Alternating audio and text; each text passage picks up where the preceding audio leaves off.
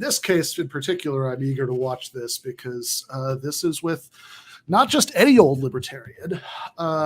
In fact, I think these people have like obscure sectarian reasons I don't really care about for disliking the term libertarian, but a particular kind, which is an objectivist. So these would be followers of the philosophy of Ayn Rand, who famously taught generations of 19-year-olds who read Atlas Shrugged when they're sophomores in college that selfishness is not actually a bad thing. It's actually very awesome. And if you understand the laws of logic and the A is A, you will understand that we need unregulated free market capitalism. Didn't she also have a cult, like a creepy little cult around her as well? Or am I mixing her up with someone else? It's been a while since I read about it, but if you explore anything around Ayn Rand's actual like personal, the circle of people she influenced during her actual lifetime, it's not inspiring in terms of like how unbelievably rational people are. And how like and their whole thing is like being objective and detached. And the moment like her boyfriend, it's like the biggest explosion you've ever seen. And whatever, I mean, the affairs of the heart, that's going to happen. But I also don't have a doctrine called cool rationalism that I then transgress the moment I have a crazy emotional meltdown about my boyfriend not worshiping me enough or not in the right way. It's been a while. I think he left her, and then immediately they put out like a public statement about how he was no longer truly an objectivist, and he'd betrayed their principles. They remind me of the Mujahideen Khalq, like this weird Iranian radical organization where the leader wanted to marry the wife of his deputy leader, so he wrote like a big book about how she should leave him and then she should marry him, and they called it the ideological revolution. Very Henry whichever it was, Henry VIII. Henry VIII. Yeah, it's like I'm going to fuck this woman. I don't care how many new religions I have to create to do it. Like that's look, I mean that's dedication. Calling from a 571 area code. Who's this? Where you calling from? Hi, this is Dan. I'm calling from California. Dan from California. What's on your mind? I was listening to the show yesterday, and there was a brief reference to Atlas Shrugged at one point. Okay. I think Emma said that she learned about, quote, Atlas Shrugged and all that bullshit, unquote. Okay. So that was interesting to me, and what, I was curious to... What do you mean by interesting? Well, I have a very different view of Ayn Rand and Atlas Shrugged myself, so right. I wanted to see if we could discuss that a bit. Sure. And hear why she thinks that of it, or what you think of it. Yes, bullshit. Dan, let me ask you a question. Did you and I talk last week? Yes, I'm the one who called in about the chat policy. About the chat policy. Everything's coming together now. Are you a libertarian, Dan? No, I'm an objectivist. What does that mean? Go ahead. Go ahead. Objectivism is an entire philosophy. That's one thing. It's not just a political philosophy. Also, it's a religion too. Well, I don't know. Well, wait a second. No, it's anti-religion. Yeah, tell me what it is, not just what it isn't. Okay, so in there's 5 branches of philosophy, and I could go through and just actually Ayn Rand was actually asked, "Can you say what objectivism is while standing on one foot?" And she did that once. There's an article called Introducing Objectivism, which you can find on the internet, and she does this. So I can give you the brief standing on one foot version. So in metaphysics, the view of what is the fundamental nature of reality like, she thinks there's just one world. There's no supernatural world. There's no God. It's just this world which we perceive with our senses, in which we understand with our reason. And then second branch, epistemology, in other words, the study of the nature of knowledge. She's pro-reason, so she's anti-faith, which makes her anti-religion. Okay. She only believes in what you can prove by logic and reason and evidence of your senses. And then third branch, ethics.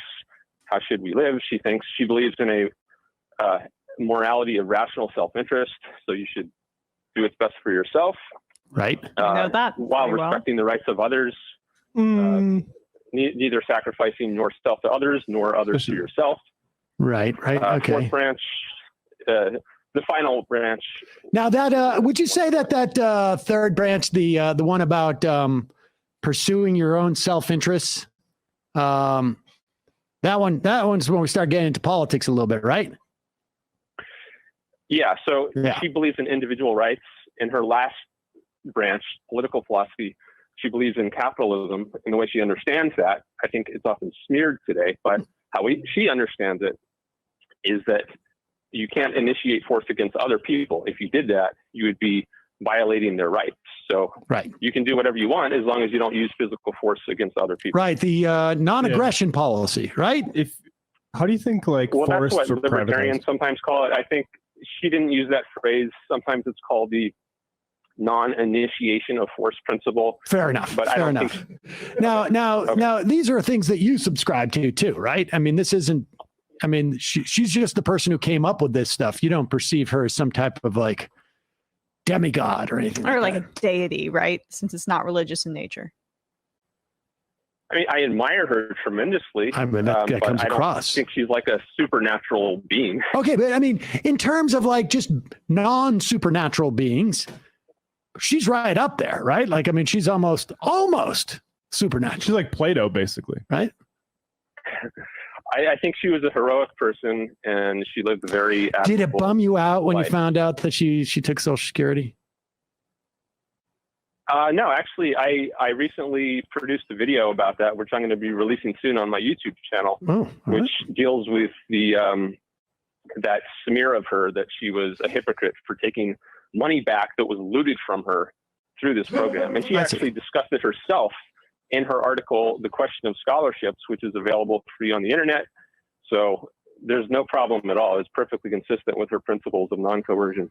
I see. Okay. She was just retrieving her property, as it were. Exactly. What about Medicare? Well, she thinks that people should not be forced to pay for others' people. Actually, Medicare pays out more than it takes in. That's why I asked Medicare. Well, it's premised on taxation. Everything that is funded by taxation is funded by a coercive means. Right. So if you want to voluntarily help pay for other people's healthcare, you are free to do that in a capitalist system. Right. What you are not free to do is to forcibly take others people's money and make them. Don't believe in taxation. Don't believe in taxation. Oh, or coercion. Right. If you understand that to mean coercion, then she's against it. She's against tax. Well, taxation is necessarily coercive. You don't really get a choice. If you're going to be a member of this society. I've heard people define it in different ways. Some people think, some people talk about voluntary taxes, and you might not want to use the word. There's no such thing as voluntary taxes. You understand it in the taxes are coercive. Yeah. One thing that just jumps out at me about this right away is that, of course, this is not a religion. You know, there's nothing that smells of religion about any of this, but also it's very important to use exactly the right terms to describe it, right? Don't call it the non-aggression principle, call it the non-initiation of force principle, because Ayn personally never called it the non-aggression principle. Yeah, for something that's not a religion, there's a huge amount of orthodoxy and doctrine that we're getting here. And of course, it's just a guy calling into a show. But as Ben was saying earlier, we've debated a lot of libertarians. Like, this is a common turn.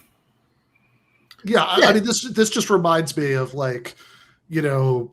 Eastern Orthodox theologians argue with Catholic theologians about whether you should say "and the Son," when you do the profession of faith, that it's there's some super obscure reason, you should all either call it, the non-aggression principle or the non-initiation of force principle. Yeah, I think even with ideologies that are not, explicitly believing in the supernatural, there's a sort of way in which they can become religious-like in the way that the adherents follow them, that they have this kind of metaphysics and this sort of underlying ideology. You see it on the left, for example, with hypersectarian groups and the way, where the way that they believe that there's some metaphysical truth. If you read enough Mao books, you'll like self-help yourself. The same, this Ayn Rand, though, is that ideology is entirely constructed for that reason. Ayn Rand, as we kind of outlined at the beginning, had a kind of cult-like following and sort of, told a lot of people what they wanted to hear to provide some kind of intellectual justification for the particular set of social and economic relations that exist in the United States and benefit certain elements of society. So, so you have these people, you have people buying into this philosophy without really looking at it critically, because at the end of the day, if you're arguing about whether it's called the non-aggression principle or the non-initiation of violence principle, those like two terms are like the same term, right? But if you're going to be so pedantic, it is a kind of indication that you have this faith-like adherence to what Marxists might call idealism, in the sense that it isn't really a materialist based philosophy, but one that is based on these kind of abstract ideals. Yeah, I mean, I'd also say that when he's rattling off the 5 areas of philosophy and what she thinks about them, like again, I mean, I don't want to like beat this metaphor to death, but like it does really have a feeling of like ritualistically like saying all of the and then he was resurrected and like all this like the catechism. Yeah, it's look, I'll give you an analogy.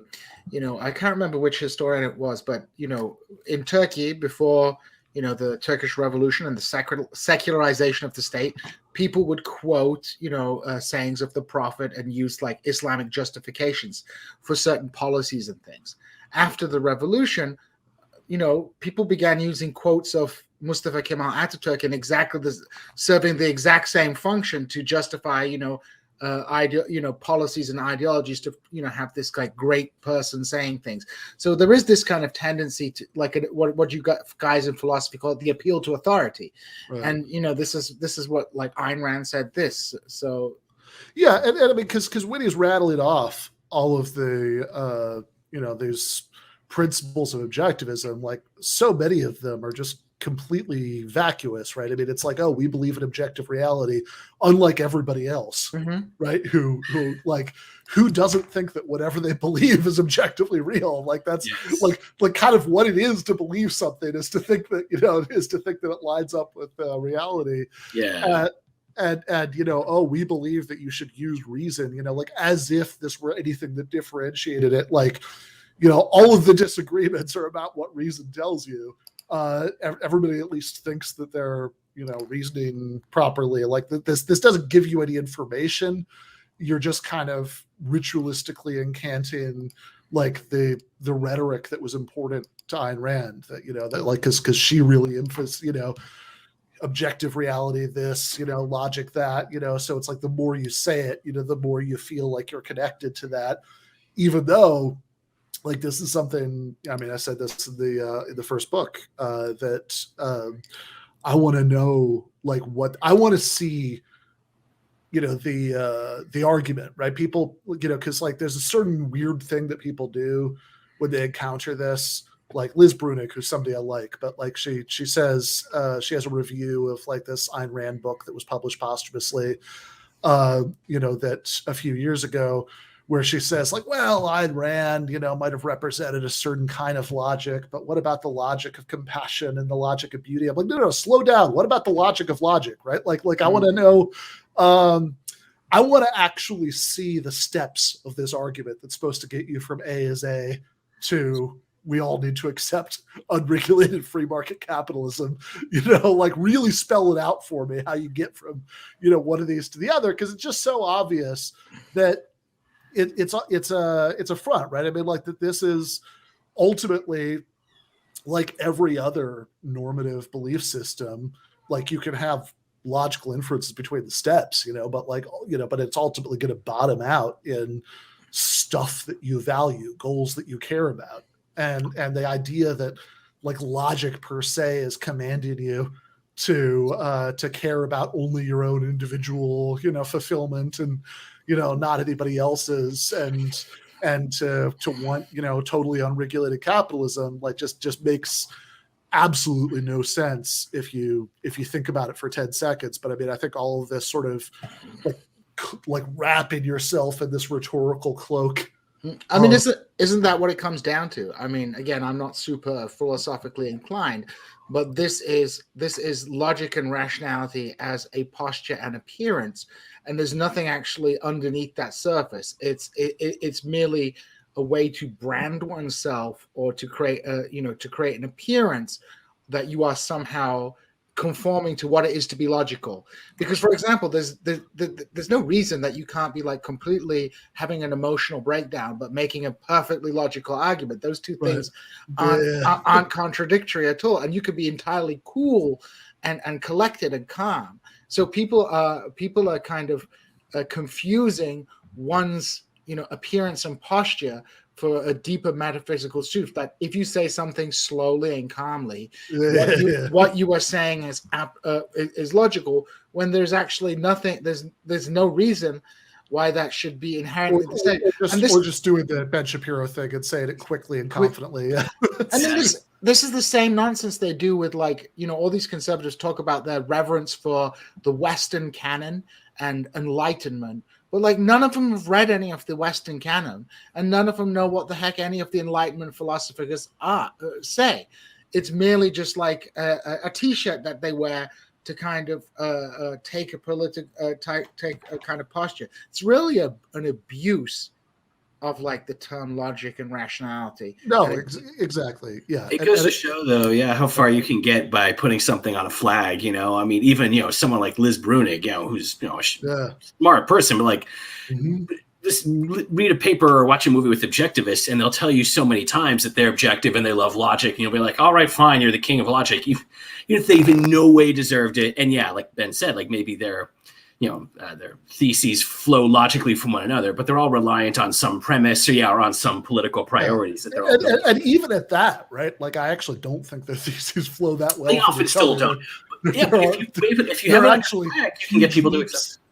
Yeah, even within it, there are huge leaps, right? Like it doesn't, like the only thing that he really rattled off before he got to the part about how you should only follow your own self-interest that really had anything to do with justifying that was there's no other world, there's nothing supernatural, and this is what like Yaron Brook kind of expressed, when I was arguing with him that, well, since there's no God and there's no afterlife, and you only have one life to live, so like you shouldn't sacrifice it, on the altar of anything else. It's like, okay, but again, like there's a is-ought problem there, because why should our conclusion from that be, therefore I'm only going to care about my own interests, right? Why shouldn't it be everybody else also has only one life to live, and like and if I could, and so everybody's interests have to be balanced out in a certain way. And for example, right, if somebody is not going to be able to go to college and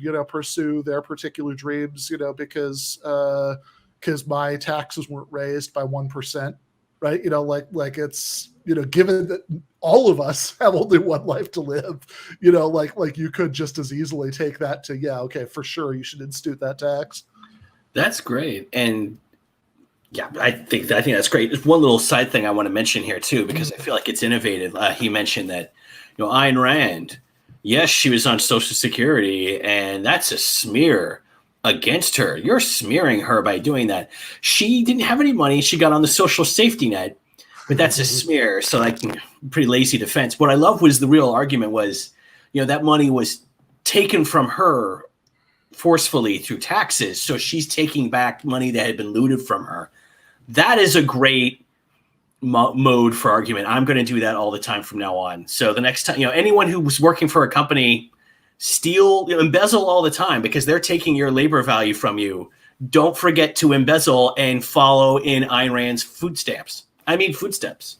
Yeah. Well, I mean, it's also, I mean, it's funny because like literally that can't be a smear because all Sam said was, "Did it upset you when you found this out?" And like what he's saying is something It's a fact. I mean, it's a fact. It did happen. He's implying that this is in tension with her values, and that's arguable. But I mean, how could it be a smear? And then like you said, his real defense of it is, well, she paid. I mean, you strip away all the libertarian rhetoric, and what the defense comes down to is she paid into the system, so it's cool for her to get out of it. But it's like, wait a second. That's the premise of social safety net systems, though. Right. Everybody pays into it, and everybody gets it when they need it. Like now we're getting somewhere. So it's justified. Like.